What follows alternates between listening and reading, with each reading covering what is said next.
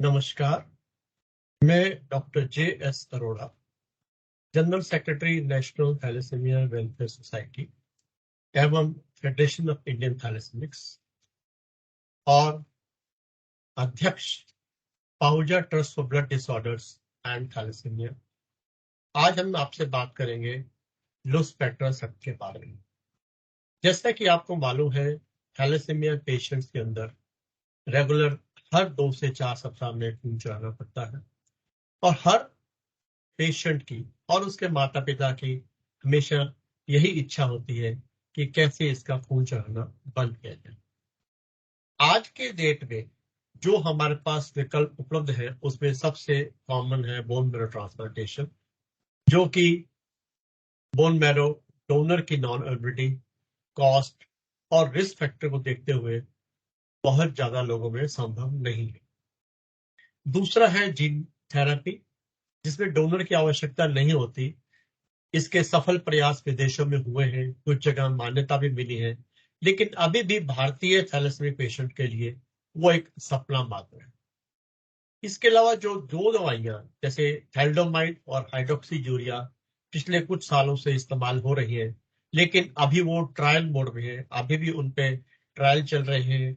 उनके long term side effect क्या होंगे उसके बारे में कुछ नहीं कहा जा सकता, इसलिए वो अभी तक अप्रूव्ड नहीं है। अभी तक एक ही दवा अप्रूव्ड है, जो है लुस्पेट्रासेप्ट, जिसको विदेशों में रेवलोजिल नाम से जाना जाता है और भारत में रोजुस्डा नाम से लॉन्च की गई है। ये दवा जो रेड ब्लड सेल्स है उसकी मैच्योरिटी को इंप्रूव करती है, जिससे कि हीमोग्लोबिन बढ़ता है। ये दवा मार्केट में आने से पहले करीब 48 से लेकर 96 वीक्स तक उसका ट्रायल किया गया। उस ट्रायल के अंदर करीब 15 देशों के 65 सेंटर्स, जिसमें अमेरिका और ऑस्ट्रेलिया भी इंक्लूडेड है, वो इन्वॉल्व थे।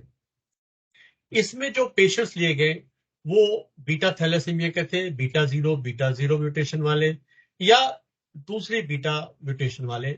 इसके अलावा HBE बीटा वाले पेशेंट को लिया गया। इसमें थैलेसीमिया ए अल्फा थैलेसीमिया के पेशेंट को नहीं लिया गया और बीटा सिकल के पेशेंट्स को भी नहीं लिया गया।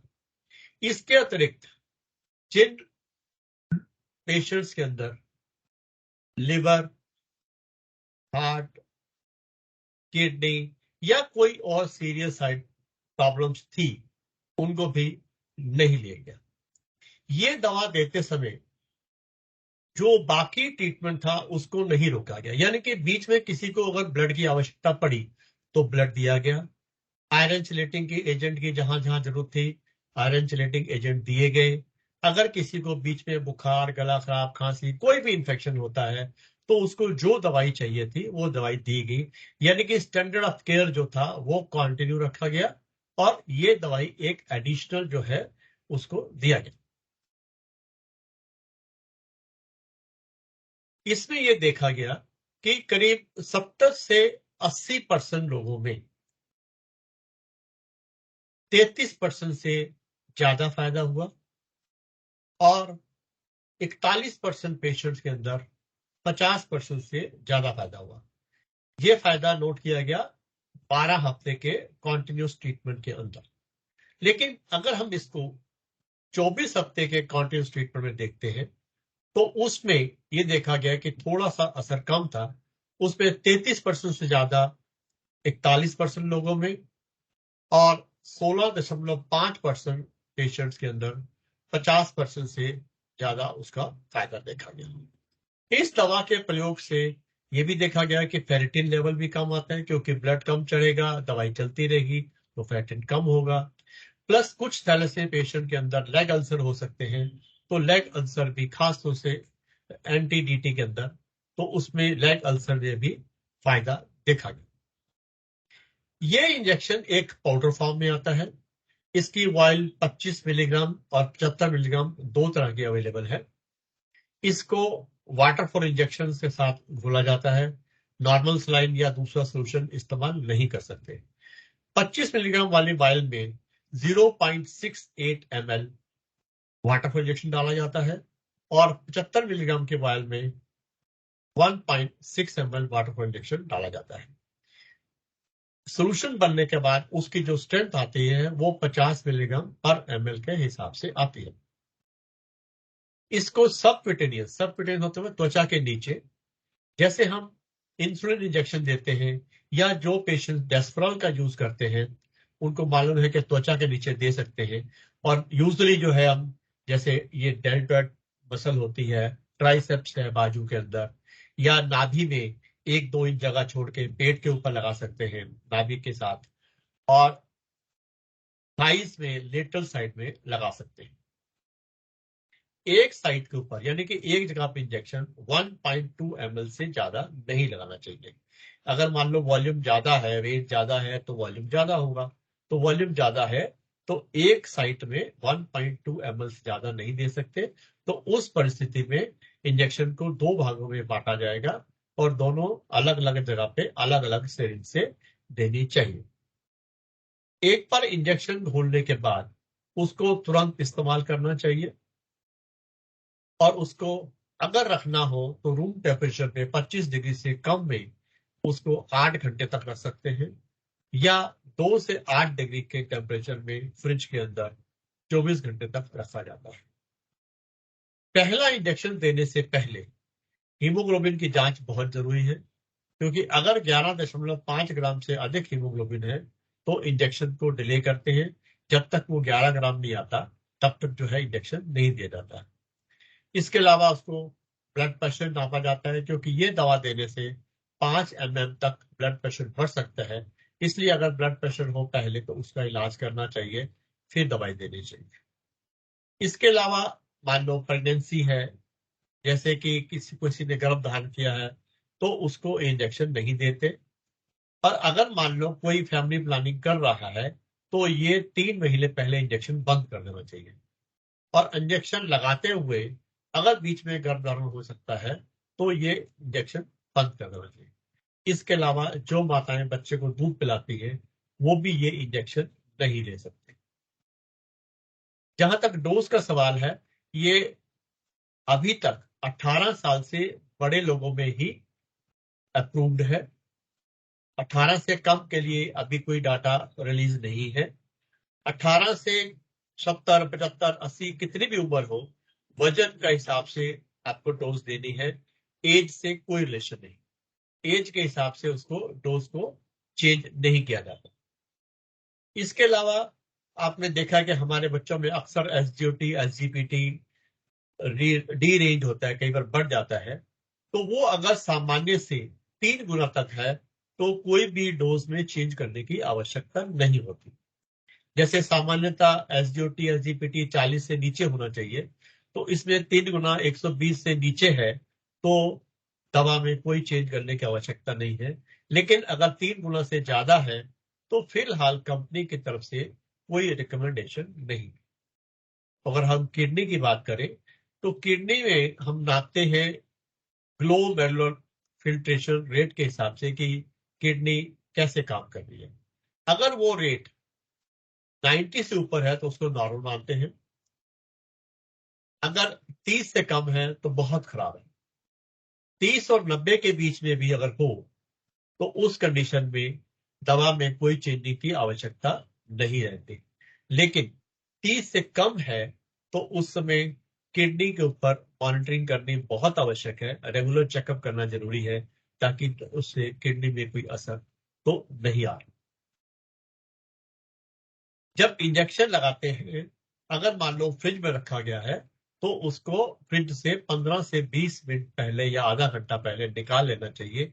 एकदम निकालने के साथ ही उसको नहीं लगाना चाहिए।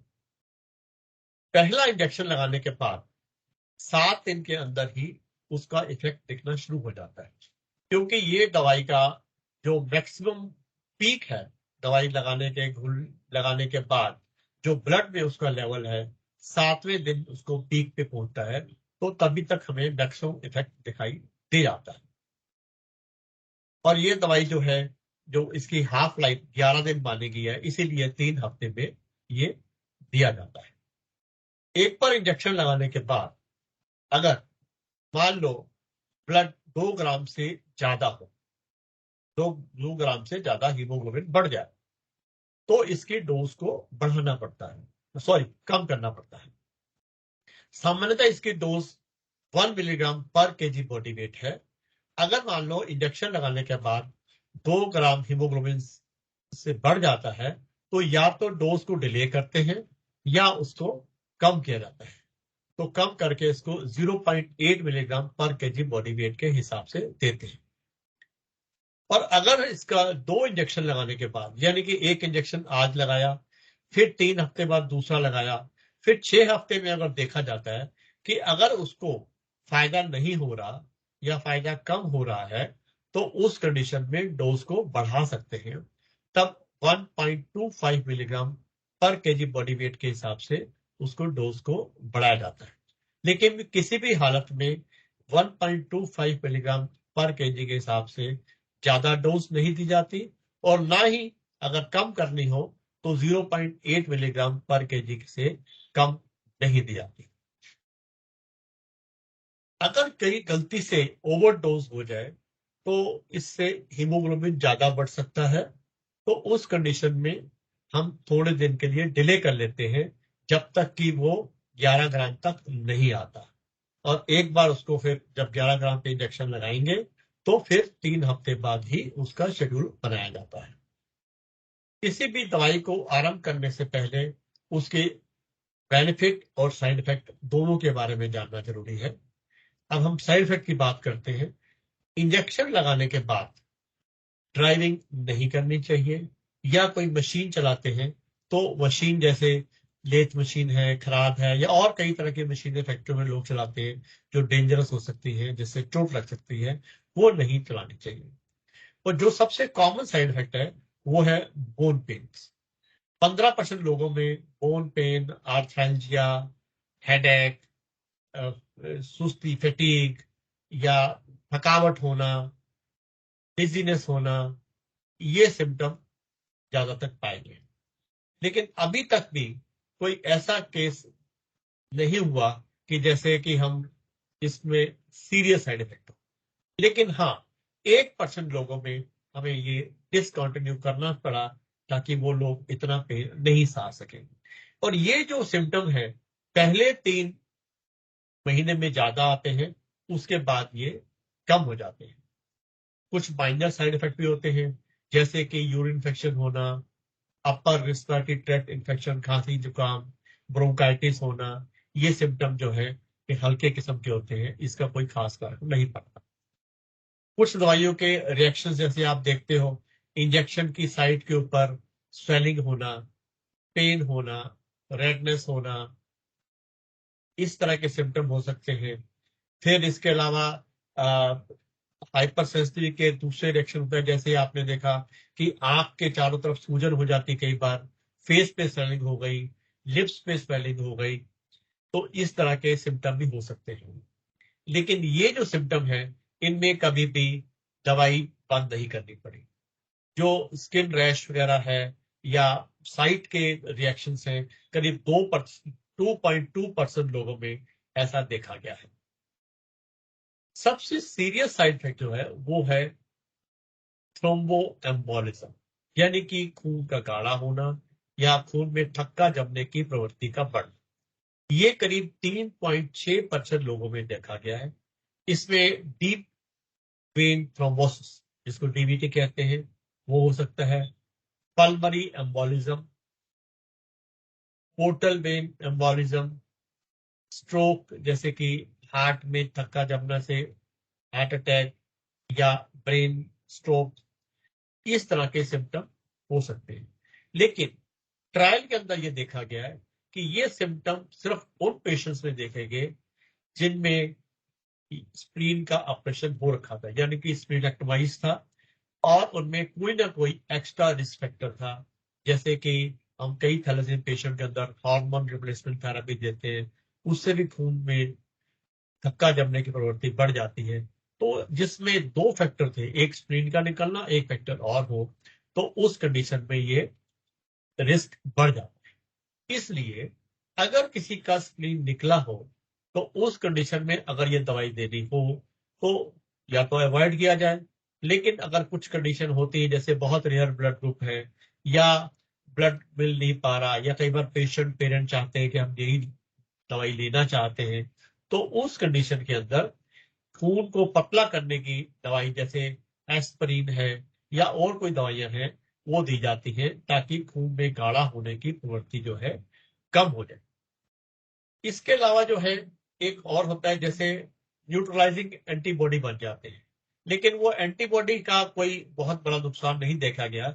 एंटीबॉडी बनने से कोई रिएक्शन नहीं बढ़ते और ना ही उससे कोई और सीरियस साइड इफेक्ट होता है, तो वो भी कोई इतनी बड़ी समस्या नहीं। हाँ, एक चीज और देखी गई है जो कि अभी ह्यूमन में नहीं मालूम, लेकिन एनिमल स्टडीज के अंदर देखा गया है कि फीमेल्स में ये फर्टिलिटी का इशू आ सकता है। हो सकता है कल को जब फर्टिलिटी की स्टेज आए बच्चों की, पेशेंट की, तो उसमें हमें प्रॉब्लम हो सकती है। तो इसलिए बच्चों ये एक बहुत ही साधारण रूप में, जो कि एक हर थैलेसीमिया पेशेंट उसके पेरेंट को जानना चाहिए कि लुस्पेट्रोसेप्ट लेने से पहले उसके क्या बेनिफिट है, कैसे दिया जाता है और क्या साइड इफेक्ट है, ये जानना जरूरी है। इसी को ध्यान में रखते हुए आज का ये सेशन रखा गया। वैसे हमने इसके ऊपर बहुत बार साइंटिफिक चर्चा की है। पिछली हमारी कॉन्फ्रेंस में प्रोफेसर कैपेलिनी ने बोला, और कई वेबिनार किए, आगे भी वेबिनार होते रहेंगे। लेकिन ये जो है आपको एक ऐसी साधारण भाषा में महत्वपूर्ण जानकारी है जिससे कि आप ये डिसाइड कर सकते हैं कि आप इस दवा के बारे में जानना चाहते हैं या नहीं जानना चाहते। और दूसरी बात यह है कि हाँ, एक चीज जो और प्रश्न अक्सर थैलेसीमिया पेशेंट में आता है वो होता है कॉस्ट का। यस, कॉस्ट थोड़ा एक इशू है अभी आज की डेट में। और एक हम 50 किलो के बच्चे की बात करें तो करीब उसको हर 3 हफ्ते में तकरीबन 60,000 का खर्चा पड़ेगा। लेकिन जो लोग अफोर्ड कर सकते हैं या रीइंबर्समेंट है या कोई भी तरीके से पैसे का इंतजाम कर सकते हैं, उनको इस दवा से काफी लाभ हो सकता है। धन्यवाद।